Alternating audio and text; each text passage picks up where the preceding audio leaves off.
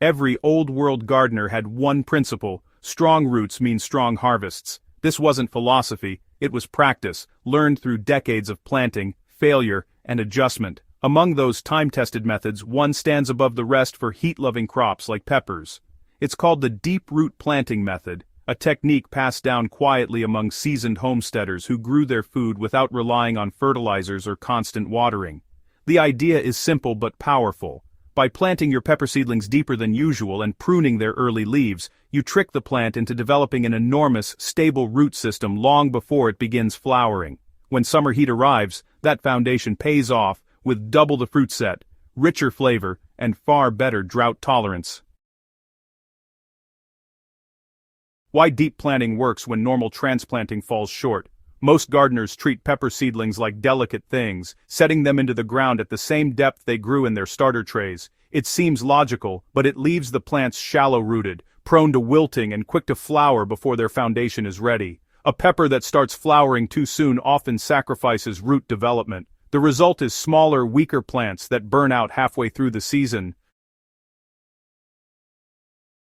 In contrast, deep root planting flips that timeline. When you bury part of the stem below the soil, the plant responds by sending out new roots from every buried node. These adventitious roots form a dense web, pulling in water and nutrients from deeper layers that shallow roots never reach. It's the same principle that tomato growers have used for centuries, and peppers respond just as effectively when handled the same way. The extra roots also anchor the plant firmly, preventing it from snapping under heavy fruit loads later in the season.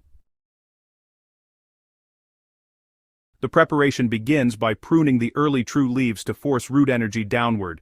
The success of this method depends on where and when you prune. Start with young pepper seedlings about 6 to 8 inches tall, with at least 4 to 6 true leaves. 2 days before transplanting, pinch off the lowest 2 sets of true leaves.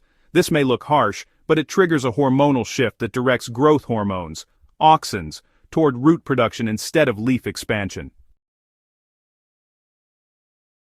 When it comes to pruning, always make sure to cut cleanly at the base of the leaf stem. This helps avoid leaving any open tissue that could invite rot. You see, this process essentially signals the plant to stop growing upward and start focusing on strengthening its foundation.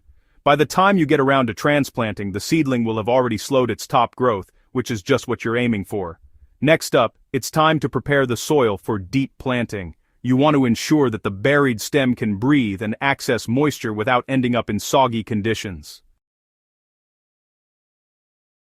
Now, the planting hole depth and soil blend are really what determine long-term success. You'll want to dig a planting hole roughly 8 to 10 inches deep, which is twice as deep as you would for your regular peppers. If you're dealing with heavy clay soil, make sure to loosen the sides and base thoroughly to prevent compaction. In the bottom of each hole, place a handful of mature compost blended with a small amount of bone meal or wood ash, about 1 tablespoon per hole. Mix this into the lower soil layer, not directly under the root ball, to avoid burning those young roots. The best planting ratio, you ask? Well, it's roughly 1 part compost to 2 parts native soil. If your garden soil is on the dense side, go ahead and mix in a scoop of coarse sand or perlite for better drainage. When setting the seedling, bury it so that only the top 2 sets of leaves remain above ground. Backfill carefully, firming the soil gently around the stem. Then, water deeply just once, allowing the moisture to settle the soil around the buried portion. Within a week, you'll notice that the lower stem will start forming small nodules that will become new roots, effectively doubling the root mass before the plant even sets its first bud. After transplanting, resist the urge to fertilize immediately. For the first 10 to 14 days, focus on consistent moisture and moderate sunlight. Too much nitrogen too soon will encourage top growth before the roots are ready. Once you see new leaf growth, begin a mild feeding schedule using compost tea or diluted fish emulsion, about 1 tablespoon per gallon of water every 2 weeks. During this stage, some gardeners lightly mulch the base of each plant with dry grass or shredded leaves. This keeps the deeper soil layer evenly moist while allowing air to reach the surface roots. Over the next month, as the buried stem fully converts into root tissue, you'll notice the difference in plant strength. Thicker stems, darker foliage, and slower but sturdier vertical growth. Only after the root zone is well established should flowering begin in earnest.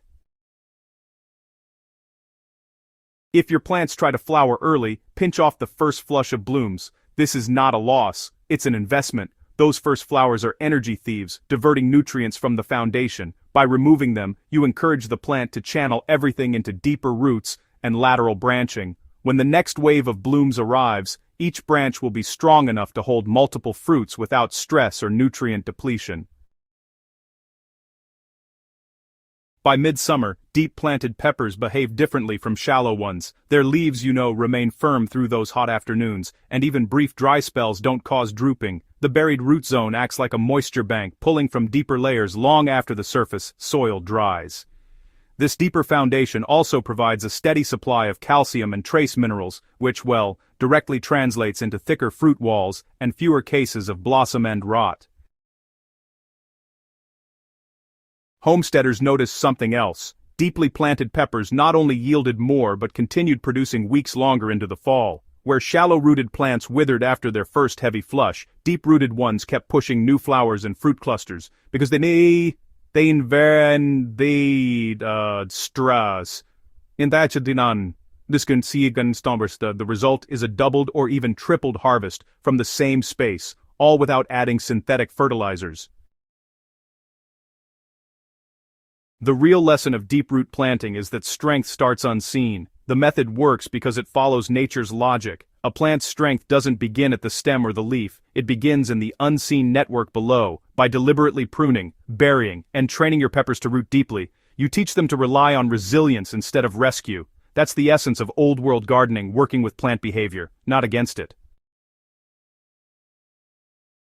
If you found this guide valuable, subscribe to Gentle Herb Living and share it with fellow gardeners. Each deep-rooted plant you grow strengthens not only your harvest, but the heritage of gardening itself, rooted in patience, observation, and respect for nature's quiet design.